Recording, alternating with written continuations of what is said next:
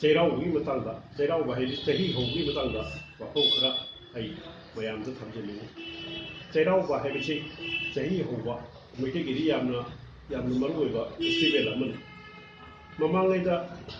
Cheiraoba ji karamba matamda karamba ningthogi matamda hodoke haibda akoigi ningthau nawphongbagi matamda haibadi 439 AD da tasagi ningthau asina ngasi ache chahi loire haidna mana chai pairaga chai juda akoigi phiran gumba ragi sarik gumba apsalaga akoigi sorong kanojida akoigi kanamagi munithogi misingtina chatlaga asagi sabon tongla chatlaga ngasi dis aroi chahi ne hengwalaga chahi hogodoni haiba si tawna chatnabi ama wena asi chathalli aduga asigi chatnabi asigi matungina asi mayamna Cheiraoba haina sangai ado masi 좀 꾸이나 좀 사타르고지다 ngasagi adugi matungsida 꾸이나 좀 사타르나 Cheiraoba haina 좀 khangnare adu tasengna hujikti Cheiraoba haibase tawtre je kya me matamda 1485 AD da kya mana jigi chai lawba chai paraga lawba se je don khare mana adugi mutta chai thawa haiba je kunose mana kya mana 1485 AD da mana kya mana pan matamda mana chai thawa haiba system de mase mana goki chai thawa haibi kamai to ngasagi chai paraga chahi loire haina lawrum misakto adumaksina chai je thagadoi chai thabasida kamai to ge mana chai thabasida mana smai tawi chai paraga lawtre lawbasate aduga mana tawba kanoti smai to dana ngasagi ningtho adugi leipakki ngasagi thokudriba awa ana mayamse mana lakadriba chahi anoba chahi lakadrisida aina purage aina mana sinoi ai sinjarage aina wasakwa ama tawi ngasagi chai tharbi pasna ado basigi chai tharbi system de kwai hanana yang loi haibini pasni hanana to adu buji ho dum chathadana anaki Cheiraoba su kodunga mai to ngasagi mi sak amana kano spoi chai thawi thamje ai sawi ngasai nithogi aung lebaki awana sema purage haina namai to chanabi am asi yang loi hanana masi to ado aikogi kano ta Cheiraoba si sai kanoda khoigi chak puja haina magali china mokhoigi chahi loiba numita Cheiraoba chitaw ada ngasagi moigi Cheiraoba chi charak puja ko charak puja haibidi moi chahi loi haibne magali china ado moigi chahi charak puja ko chahi loiba numit ado moigi chahi loiba numit chahi khudinge kano moigi April 13 natra 14 sida dukai adom chahi khudinge 13 natra 14 da woigine ado moi chahi loiba numit ado chahi loiba numit nongalga chahi hobogi tharmamun chitaw ado aikogi meitei singchina pangi hairira singe hairira khande bangali singna chahi loiba numitse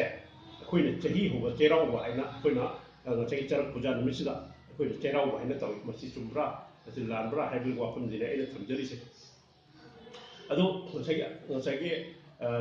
Lokeshwar haiba akanga hi akoi Atombabu Sharma na magi akoigi Manipur ityas ani suba khanda haiba magi laik da smain I akoigi Cheiraoba se meitei bakta haidi ngachagi Manipur da Cheiraoba se akoigi Sankranti numit tawre haina mana wafam jemai laik haiduna takodi hanna chagi sajibu Cheiraoba se han tawrum de haibne mana haibi asdi adong wasai Sankranti numit tawre haina mana wafam amasti hai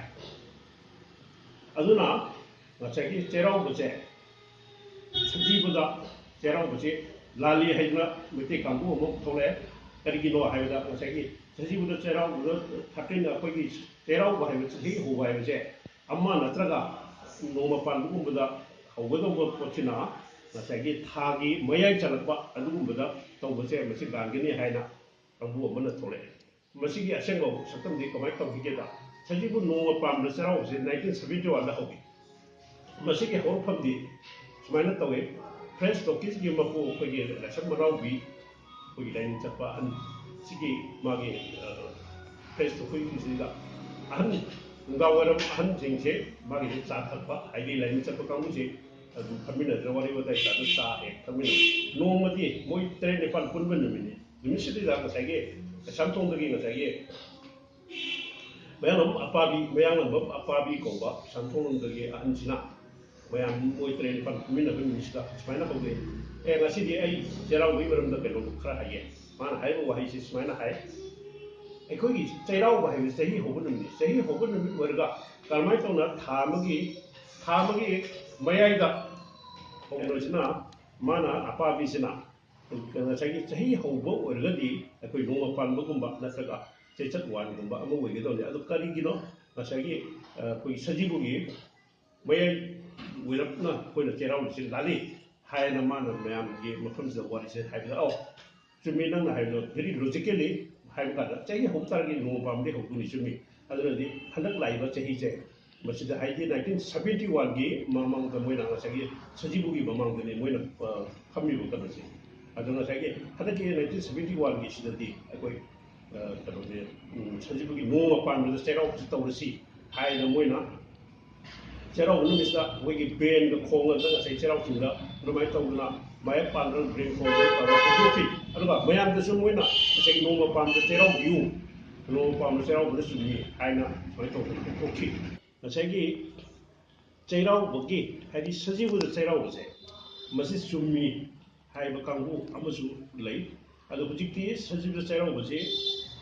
ꯀꯩꯅꯣꯗ ꯋꯥꯀꯣꯛꯂꯣꯟ ꯍꯤꯔꯦꯟ ꯊꯤꯔꯦꯟ ꯁꯂꯥꯏ ꯑꯃꯥꯏꯔꯣꯟ ꯄꯣꯛ ꯍꯥꯏꯅ ꯄꯨꯌꯥ ꯑꯃ 1970ꯗ